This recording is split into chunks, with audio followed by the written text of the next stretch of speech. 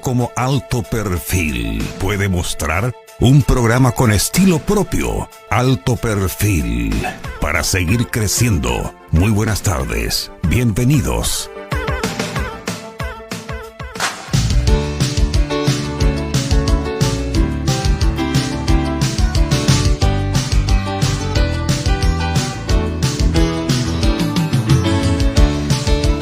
Estamos listos. Adelante, Luis. Pero muy buenas tardes. Comenzamos una nueva edición de tu programa preferido, el del día sábado al mediodía, cuando te cargas de energía, cuando te cargas de optimismo para comenzar una nueva semana, cerrando el mes de mayo, 29 de mayo, ya se nos va el quinto mes del año, pero aquí estamos en Alto Perfil. Soy Luis Pacheco, te doy la bienvenida y comenzamos una nueva edición de este programa. Como siempre, nos puedes seguir a través de la señal de Radio Innovadora 104.1 del dial FM o a través de la página Facebook. Búscanos en Facebook por Innovadora Radio, Radio 104.1, encontrarás nuestra página y esta transmisión en directo. Yo, perdónenme, me voy a dar una licencia. No puedo comenzar este programa sin saludar a la mujer más importante del universo que hoy cumple un año de vida más, a mi querida madre que nos escucha cada semana. Un gran saludo, un abrazo de cumpleaños. Mi mamita está de cumpleaños hoy día, así que le mandamos el saludo. Por supuesto, invito a todos los auditores que se quieran sumar a este saludo, que nos envíen sus saludos y comentarios. Bueno, y este programa lo tenemos dedicado a la educación, porque tenemos un personaje de nuestra región, un hombre que ha dedicado gran parte de su vida al mundo de la educación. Él representa la Dirección Provincial de Educación. Él es de Linares, él es el señor Miguel Silva. Don Miguel, bienvenido al programa. Hola, ¿qué tal? Muy buenos días. Saludar especialmente a ustedes y agradecerles la invitación y de manera especial a todos los auditores, ¿no? Que en este programa hace mucho tiempo atrás partimos con este programa, de verdad. Y bueno, por estas cosas de la vida, laborales, no pudimos continuar, pero hace mucho tiempo que partimos con esta idea de Haroldo y que fuimos parte inicial de este proyecto. Excelente fundador de este espacio, don Miguel, estuvo en los inicios de la Radio Innovadora de este programa y hoy vuelve a su casa, pues don Miguel, felices de tenerlo con nosotros. Se reintegra también a este equipo alguien que había estado la última semana desconectado por problemas técnicos nada más, pero hoy día se reincorpora con todo nuestro querido amigo panelista estable de este programa, Claudio Muñoz. Claudio, bienvenido. Hola, muy buenas tardes a todos y a todas nuestras auditoras. A ustedes, queridos amigos Harold y Luis, y a nuestro invitado Miguel Silva, que espero y no lo dudo que nos va a proporcionar mucha e interesante información con respecto a educación y bueno, a lo que más nos gusta conversar, que es justamente de temática de educación, sobre todo la reflexión que es tan importante en nuestra vida, ¿ya? Así que muy buenas tardes para todos, muy buenas tardes para todas y tengo altas expectativas de este programa. Y gracias, y doy la excusa, estuve con problemas técnicos y no lo podía resolver. La verdad que, como se dice en el campo, se me fue en collar. Pero ya está resuelto. Perfecto, ¿ya? Excelente, estamos felices de que lo hayas logrado, Claudio, y que estés de vuelta en el programa. Y por supuesto, he dejado para el final a nuestro gurú, nuestro sensei, nuestro guía espiritual, el hombre más relevante de nuestra región, de nuestra comuna, quiere decir del país, incluso el señor Harold Quevedo. Harold, bienvenido, por favor. Bienvenido a ustedes también. Realmente feliz y contento de participar nuevamente en este programa. Y felicidades a tu mami, Luis. Muchas gracias, Harold. Le daremos ahí los saludos. Tuvimos la oportunidad de conocerla y realmente cada vez que menciona a Luis me voy a la cabeza, no sé por qué. De manera negativa. Me imagino, claro, sí, por supuesto. Y hoy día tenemos efectivamente un tremendo programa porque a través de los meses, de los años, hemos conversado y considerado que la educación es realmente un tema muy importante. Y muchas dudas a veces nos quedan, pero hoy día vamos a despejar varias de ellas al respecto.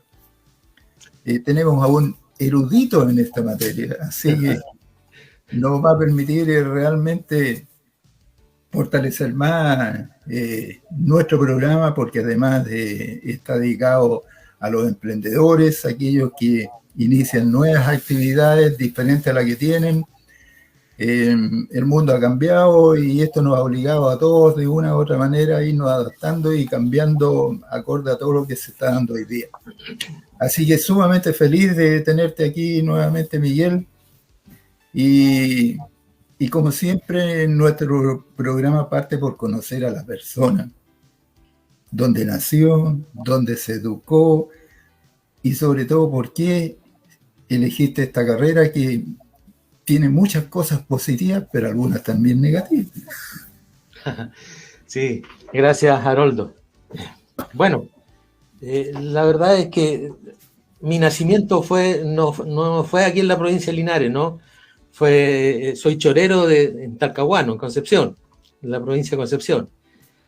Pero por razones laborales mis padres se trasladaron por acá y aquí prácticamente soy linarense, desde muy pequeño. Bueno, estudié la educación media, fundamentalmente es la que interesa en el antiguo Liceo de Hombres de Linares, lo que hoy día el Liceo Valentín Letelier.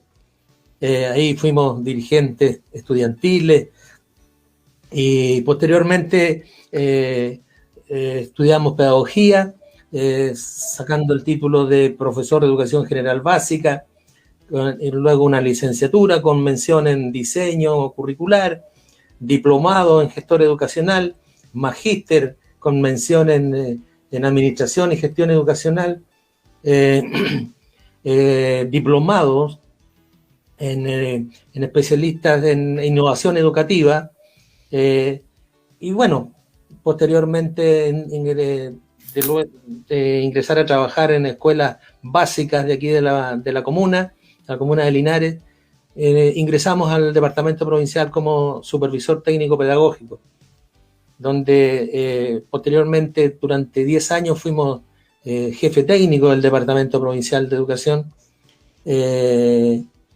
y bueno, docencia en la Universidad de Concepción, en la asignatura de evaluación de aprendizaje y fundamentos políticos y organizacional del sistema educacional chileno. Hemos sido dirigentes gremiales también, juntas de vecinos, en este caso de acá del lugar donde vivo, la Jorge Sánchez Sala, y bueno, por allá por la montaña también incentivamos la movilización social, siendo dirigentes también del cajón de Pejerrey. Bueno, y así sucesivamente hemos sido dirigentes también del ámbito político y permanentemente activado en los aspectos sociales y educacionales. Eso a grosso modo, ¿no? Claudio también es un profesor, así que... Sí, algo, pero no, mi currículum no es tan abultado, digamos. Sí. No. Estoy iniciando. Mira, qué interesante justamente es lo que usted nos comenta de su currículum, porque también nos da el impulso para poder hacer preguntas más complejas con respecto al entendimiento de lo que ocurre justamente en educación hoy en día. Porque la educación tiene distintos estratos, digamos, desde la prebásica, primer ciclo, segundo ciclo, enseñanza media y la educación universitaria y de posgrado posteriormente. Entonces, un poco mi pregunta es, para que entremos en tema, ¿cómo usted observa que ha evolucionado la educación en los últimos años y cómo usted ha visto que ha chocado un poco con esta realidad en su rol, digamos, cómo ha chocado con esta pandemia y cómo ha pasado? Porque hoy día la discusión en las noticias, se ha dado mucho esta semana, es que los niños no han aprendido lo mismo que si hubieran estado presenciales. ¿Cuál es su opinión con respecto a eso? Sin meterlo en problemas, obviamente, pero desde su opinión, de su expertise, digamos. No, mira, no, sin problema igual se mete uno, ¿no? pero, pero veamos, a ver, hagamos el análisis. Lo primero que consultaste, cómo hemos visto la evolución de la educación. Yo no sé si podemos decir evolución, ¿no? Porque la educación que hoy día se ve, y esto se da en el contexto mundial, siempre está enmarcada en un constructo social y fundamentalmente de carácter administrativo, una sociedad administrada. Entonces, de acuerdo a los enfoques que tenga la administración de esta sociedad, es como se mira y se ve y se implementa la educación. Muchas veces siempre con los sesgos propios de cada administración. Y ahí es donde viene la problemática, porque generalmente la educación la adecuamos a los intereses propios de quienes pueden estar conduciendo, dirigiendo los estructos sociales. Entonces, los constructos, yo te digo derechamente, entonces, podemos decir una evolución cuando esto va cambiando permanentemente, cuando no tenemos un norte fijo en el qué tipo de persona en la que queremos formar, porque si hablamos de educación, hablamos de formación de personas y no de individuos. ¿Te fijas? Entonces, si nosotros los constructos sociales están dados por las personas y no el individuo. El individuo es lo inicial del ser humano. Todos nacemos en forma individual, únicos e irrepetibles, pero desde el momento que nacemos nos encontramos en un constructo de sociedad, un tipo de sociedad, y por lo tanto ahí empezamos a ver de qué manera, y cada líderes, cada autoridades que conducen estos constructos sociales, entonces ponen sus propios énfasis. Este es el tipo de educación que yo quiero, que a mí más me conviene. Entonces, don Luis, disculpe que lo interrumpa, estaba pensando en el Luis. Entonces, cuando los mismos estamentos hablan de las dificultades de aprendizaje que tienen los niños, los niveles de progreso, inmediatamente están hablando de su propia gestión. Me parece que hoy día hay una disonancia en eso porque, por ejemplo, en las noticias sale alguien de gobierno y dice que los niños no han aprendido, pero no es culpa de nadie. Entonces es imposible que esas autoridades al final se abstraigan absolutamente de la responsabilidad de cómo se están formando los niños. Entonces, cuando decimos que los niños no han aprendido, ¿qué es lo que no han aprendido? Conocimiento, pero han aprendido otras cosas. por supuesto. ¿Te fijas? Que lo han hecho crecer en otra magnitud. Sí. Han tenido que enfrentar dificultades, conflictos, han tenido que enfrentar situaciones socioemocionales que a lo mejor no estábamos preparados para ello. Y eso nos obliga a actuar y aprender y adquirir herramientas para poder subsistir en esta situación, en este caso de pandemia, ¿te fijas? De encierro. El estudiante necesita cierta libertad. Y aquí se ve cohibida la libertad. Y por eso es que nosotros vemos, por ejemplo, que un Ministerio de Educación que de alguna manera está haciendo la presión para que volvamos pronto a las clases presenciales. ¿Por qué? ¿Qué está pasando? Y la excusa está dicho, oye, que los aprendizajes de los niños no se está dando, hay un 30% inferior a lo que un año normal. ¿Pero en cuanto a qué? A conocimientos. Sí, porque, disculpe que lo interrumpa, porque en realidad ellos están entendiendo la libertad como solamente la libertad de espacio y no la libertad de pensamiento, por ejemplo. Correcto. ¿Te fijas? Entonces, claro, es necesario la clase presencial porque ahí se produce, al margen del conocimiento, ¿ya? Más sistemático, más controlado, porque hoy día estamos trabajando un conocimiento, un contenido más controlado, ¿te fijas? Y en clase presencial el profesor está más llano y más directo a cómo está evolucionando el niño en ese sentido. Pero no nos estamos dando cuenta cómo es el tipo de persona que estamos formando. Entonces, ahí hay una discrepancia tremendamente grande. ¿Qué es lo que pasa? Si bien es cierto, mira, a lo mejor estamos más bajo el contenido, estamos completamente de acuerdo en eso, pero también el niño ha crecido en otras circunstancias. Como persona, ha tenido que enfrentarse, a pesar de las dificultades del hogar, porque no estaba acostumbrada, la familia no estaba acostumbrada a esto, ha tenido que aprender a vivir de esta manera, y por lo tanto, cuando tenemos que aprender algo, muchas veces significa derribar algunos paradigmas y colocar otros. Sí. Y eso, el cambio de paradigma, no es fácil. No es fácil. Yo lo asimilo mucho, y lo digo mucho, y seguramente algún profesor que me está escuchando ahora, me ha escuchado también este discurso, en el sentido de que el cambio de paradigma para mí es sacarme la ropa y ponerme ropa nueva. Pero en el intertanto de sacarme la ropa y ponerme otra ropa nueva, hay un momento en que yo quedo completamente desnudo. Y ahí empiezan los temores, la incertidumbre, las inseguridades, los miedos. ¿Te fijas? Entonces, y ahí ¿qué pasa? ¿Qué sucede? La adaptación de la persona, del ser humano, no es fácil. No es fácil. Entonces, ahí cambia mucho. Y la familia se ha visto obligada a esta situación, a estos cambios de paradigma. Y ahí vienen algunas reacciones. Pero eso también, si nosotros lo analizamos, es también un aprendizaje de vida, que lo ayuda a crecer como persona. Y cuando yo hablo de persona, estoy diciendo no el individuo, sino que el ser persona es para y con el otro. ¿Te fijas? En un contexto de núcleo social. Entonces, ahí es donde tenemos que visualizar en todas las dimensiones. Cuando hablamos, hoy hay retroceso o hay avance, veamos qué tipo de retroceso, qué tipo de avance. Además, don Miguel, otra cosa, que el año pasado ya se hizo priorización de algunos contenidos, entonces efectivamente se está comprobando que no aprendieron menos teóricamente, como usted dice, pero de los mismos objetivos priorizados del año pasado. Entonces ya el ministerio fue el que hace el recorte de los contenidos, entonces quizás los niños aprendieron el 100% de lo que estaba planificado después de la priorización de los contenidos, quizás.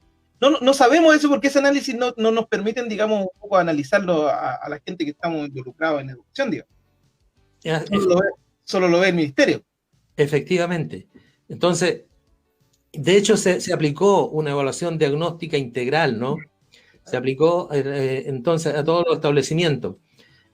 Y ahí apareció eso. Y también el retroceso es en función de los objetivos priorizados, del currículum priorizado. Y eso tuvo que adecuarse también por las circunstancias, porque no podría pasarse todo el currículum, trabajarse todo el currículum que hoy día tiene la malla, los diferentes cursos, niveles, de tal manera porque por los tiempos y la forma de trabajar no se dan. Hay muchas falencias, quedó de manifiesto que tenemos muchos vacíos, muchas necesidades. Te fijas, en función de la formación, hablemos de la formación de personas, no hablemos del estudiante ente que un mero receptor de contenido y cuánto sabe, cuánto suma, cuánto resta, etcétera, etcétera. Entonces, no hablemos cómo formamos a la persona. ¿Te fijas? Entonces, ahí es donde tenemos que visualizar y hablarlo en forma general, global, no una parte, solamente una parte. Además, el retroceso, tenemos que estar hablando ahora de la nivelación de esos atrasos. ¿Cómo nivelamos? ¿En función de qué nivelamos? Entonces, ahí es donde tenemos que ir viendo de qué manera es la mejor forma para poder establecer. Esta forma de trabajar, y eso también hay que tenerlo en cuenta, llegó para quedarse. El trabajo a distancia llegó para quedarse y como un complemento bien significativo, bastante significativo, a lo que se realiza con un trabajo presencial.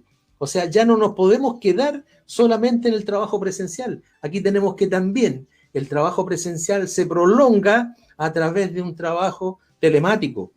¿Te fijas? Entonces, y eso están las instancias, está la conectividad que se necesita, están los medios, tienen los medios las familias como para realizar ese tipo de trabajo. Entonces, hay que ir mirando muchas aristas para poder determinar si hemos retrocedido o no hemos retrocedido. Y eso, toda la información, retomando lo que dijimos al comienzo, la acondicionamos a nuestros propios intereses. Cuando hablamos de retroceso, ¿en función de qué? ¿Para qué? Entre comillas, para presionar de que las familias hoy día puedan en un momento determinado mandar a sus hijos a los establecimientos educacionales de manera presencial. Ahora, los establecimientos hay que ver también de que tienen todas las condiciones sanitarias para poder recibir a todo el alumnado, está la infraestructura. Entonces, es complejo, ¿no?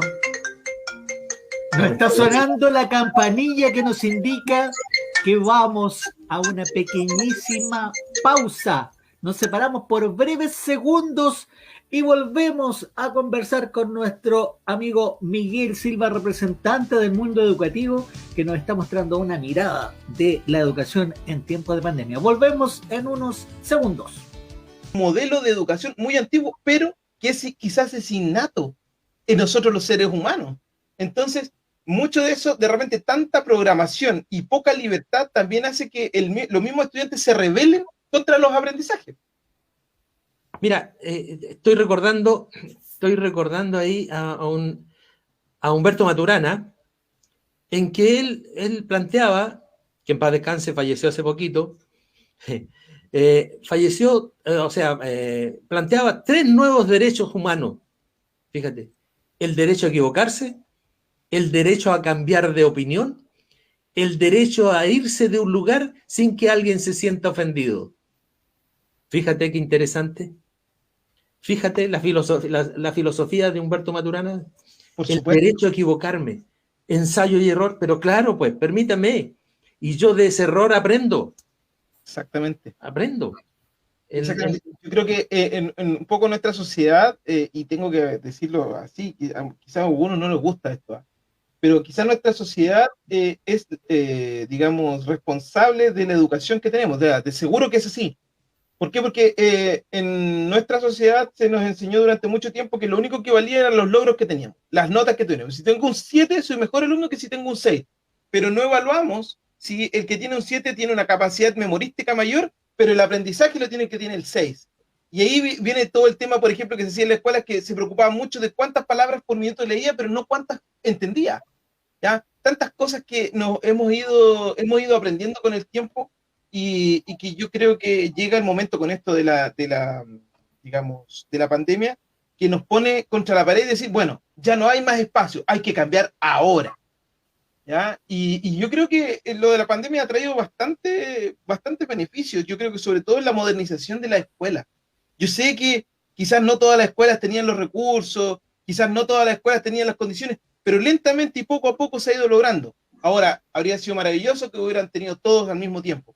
Pero eso no es una realidad ni aquí ni en ningún país del mundo, ojo, que no es que pase solamente aquí en Chile, en todas partes pasa lo mismo, pero yo creo que esto llegó para quedarse, como lo hablaba un poquito en el entretiempo, en la pausa.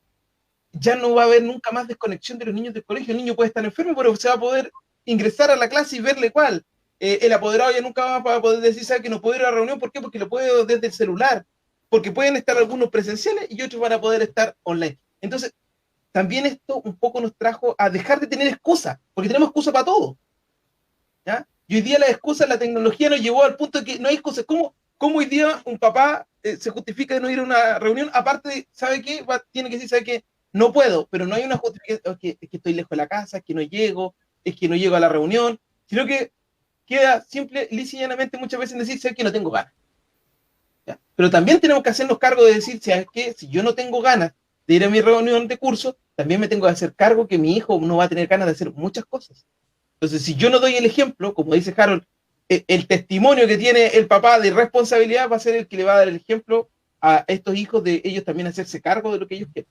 Y si ellos se hacen cargo de lo que quieren, van a poder decidir mejor qué es lo que quieren ser como personas. Hay un paradigma que en el mundo de la educación los profesores trabajamos mucho, ¿no? Y que nos cuesta ahora porque no lo tenemos. que es el lenguaje gestual. Cuando de manera presencial nosotros percibíamos inmediatamente cuando un apoderado o una mamá me estaba diciendo la verdad o me estaba justificando algún déficit de su hijo. ¿Te fijas?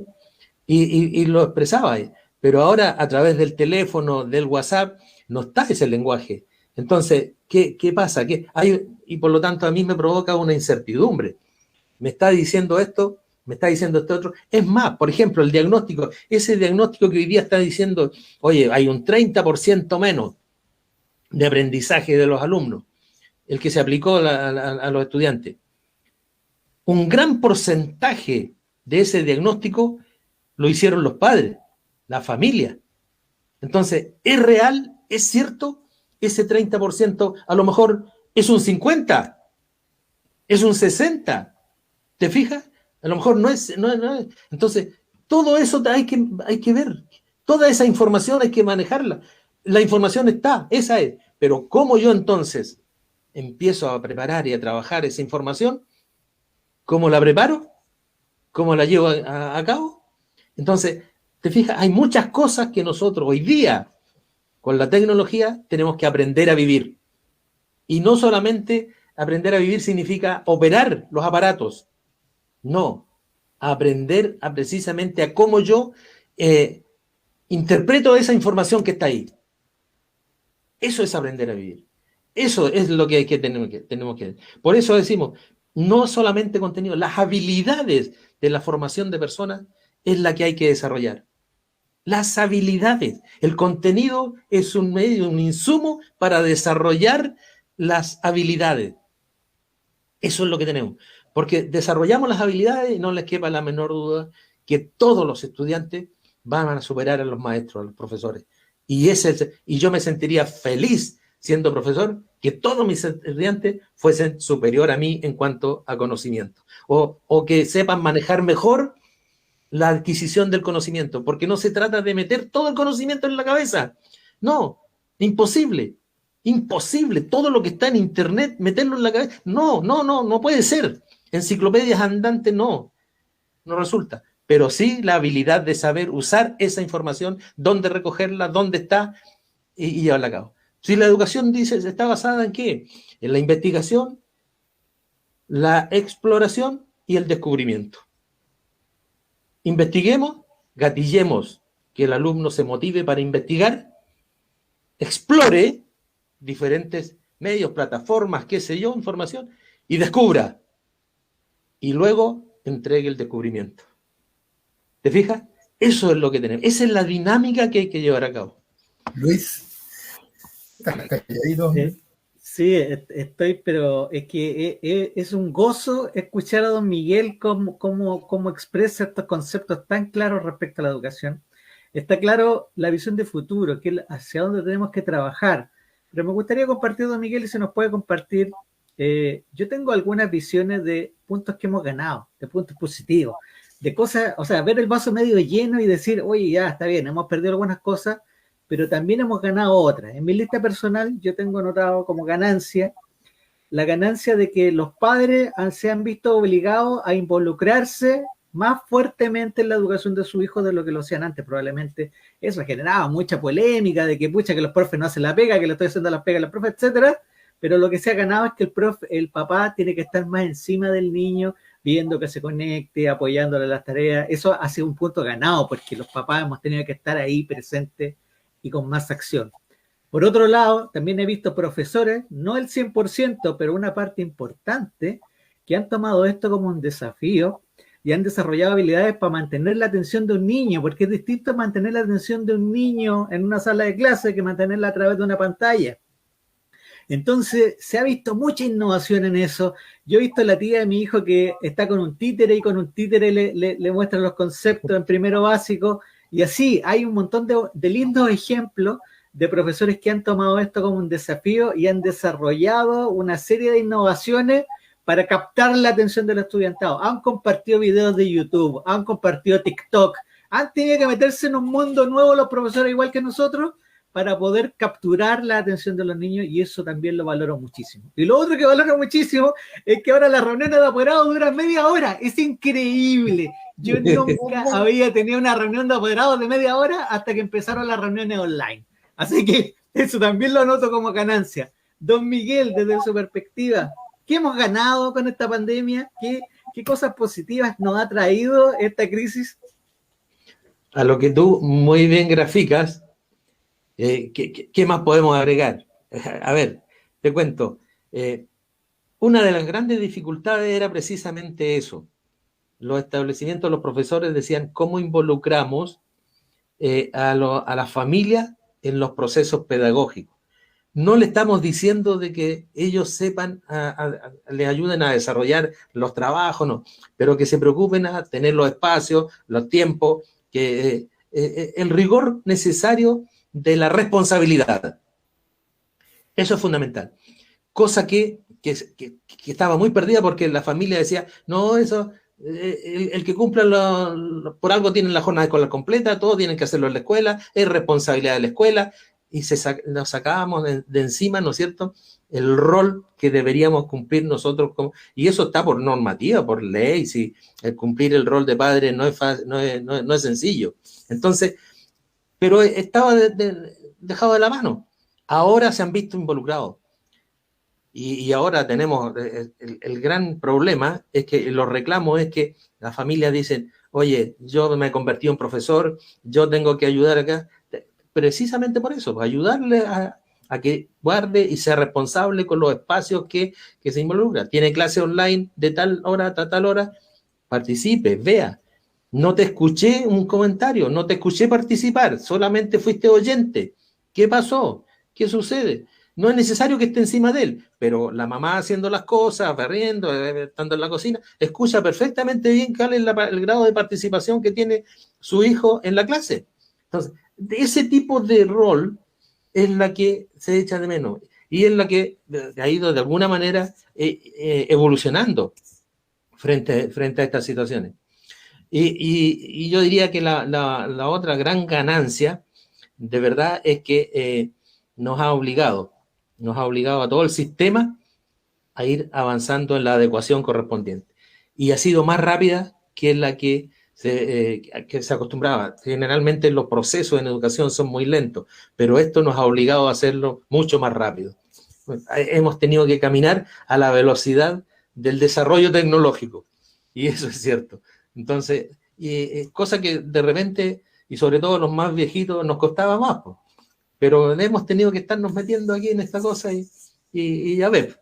Disculpen que interrumpa, pero yo creo que no me gustaría irme sin mencionar una ganancia que yo creo que es una de las más grandes con respecto a la educación hoy día. Cómo se ha vuelto a valorizar el rol del profesor. Los papás hoy día están viendo lo difícil, porque ellos tienen 1, 2 en la casa, pero el profesor adentro de la sala, cuando estamos en presencial, tienen 35, 25, 40, y todos aprenden a leer, todos aprenden a escribir. Entonces yo creo que también no tenemos que olvidar esa gran labor, que durante muchos años tengo que decir que fue una labor secundaria, de segundo orden en nuestra sociedad. Hoy día estamos viendo que es fundamental. O sea, si no hubiera ese profesor y le mandaran los libros para la casa, ¿sabe qué? Usted hágase cargo de su hijo, no sabríamos qué hacer. Y yo solamente escucho cosas buenas de los profesores en general. O sea, yo también tengo mi experiencia, como la tiene Luis con su hijo, de las profesoras y de los profesores que tiene mi hijo. Oye, hacen de todo para que esos niños hagan. Entonces, ahí están, son los mismos profes que antes desvalorizábamos, y hoy día decimos, oye, ese profe, qué interesante, cosas hace, todos los días algo distinto. Entonces yo creo que también hay una ganancia ahí. Yo comparto plenamente eso. Hoy día se ha considerado, ha resaltado la importancia que tiene la interacción del profesor con el alumno, de manera presencial, directa. Eso es fundamental. Es decir, el alumno vuelve a creer en lo que el maestro le está diciendo, le está entregando. Entonces, eso es realmente valiosísimo. Pero eso también, y yo lo quiero tomar como eso, un gran desafío, y lo tomo como sistema, ¿no? No le endoso solamente, porque en este minuto yo no estoy en el aula, no le endoso solamente a los profesores que están en el aula, es como sistema. Tenemos que tomar ese gran desafío, esa valoración, cómo la tornamos en positivo y la fortalecemos, ¿te fijas? Para continuar esa valoración que se tiene del profesor hoy día, por necesidad, mira, por necesidad, pero después que se haga eso como algo implícito, algo que tiene que estar permanentemente en él. Entonces, eso realmente es valiosísimo. Bueno, comparto plenamente esa valoración del profesor. Don Miguel, se agradece su visión del mundo educativo. Creo que ha sido un programa redondo, lo he disfrutado muchísimo. Estimado Harold, palabras al cierre, ya estamos terminando este programa. Sí, efectivamente ha sido un tremendo programa, Miguel. Gracias por habernos acompañado hoy día. Y quedó en carpeta muchas preguntas más, así que lo sentimos mucho, pero vas a tener que acompañarnos en una próxima reunión. Sí, y que tus palabras nos abrieron y nos despejaron muchas dudas que teníamos y que tenemos los padres hoy día, y ha sido realmente buenísimo, así que felicitarte por tu excelente actitud y gracias por acompañarnos hoy. No, yo agradecerle a ustedes de verdad por haber tenido este espacio y haber llegado a más personas de las que comúnmente uno por su desempeño, por su labor, llega, ¿no? Pero es cierto, de educación nunca, yo creo que quienes estamos insertos en educación, nunca nos vamos a cansar de hablar de educación y siempre van a haber más interrogantes, más dudas, más desafíos. Y en la vida tener desafíos es lindo, porque en la medida que uno los va desarrollando, los va llevando a cabo, cómo resolvemos esa dificultad, es placentero, pues, es placentero. Y ahí aparece el ego, ¿no es cierto?, que se siente uno y se hincha el pecho, mira qué bien, que vamos. Pero los desafíos en educación no son de una persona, no son solos, es sistémico. Estamos todos ahí insertos. Los padres y apoderados, las familias, no pueden quedar al margen también de esto. Y ahí tenemos un gran desafío también, tremendamente grande, cómo reeducamos a la familia, no tan solo con el alumno, con el estudiante, sino que también a la familia, y que la familia nos reciba como agentes reeducadores también, orientadores para desarrollar de mejor manera el desarrollo de las capacidades y competencias de sus hijos. Eso es, agradecerle el espacio. Muchas gracias. Claudio, por favor, usted cierra el programa. Muchas gracias. Voy a hacerla muy cortita porque Daniel nos está apurando ahí en la hora. Agradecer a Miguel, agradecer a Harold, a Luis, obviamente por la conversación del día de hoy. Creo que estuvo muy interesante y espero que se repita, porque yo creo que vimos el 1% del programa que teníamos planificado para esta clase, digamos. Así que vamos a ver si es que podemos de aquí en un tiempo más completar todos los contenidos que planifiquemos para realizar. Así que muchas gracias, Miguel. Muchas gracias a nuestros auditores y auditoras por su atención. Y nos vemos la próxima semana. Chao, chao.